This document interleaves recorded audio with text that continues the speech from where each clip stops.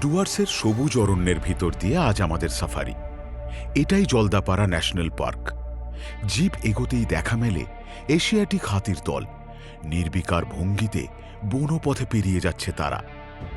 আর একটু সামনে ঘাসের আড়াল থেকে ধীরে ধীরে উঠে আসে এক শৃঙ্গ গন্ডার। শান্ত অথচ ভীষণ শক্তিশালী, জলদাপাড়ার প্রতীক। দূরে চোখে পড়ে বিশাল দেহী বাইসন, আর চারপাশে ছুটে চলা হরিণ।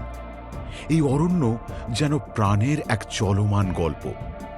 এবার চোখে পড়ে রঙের জাদু, ময়ূরের মেলে ধরা পেখম, আর তাতে রঙে রঙে ঝলমল করে ওঠে বনভূমি। সাথে গ্রেট হর্নবিল আর পাইড হর্নবিলের উড়ান।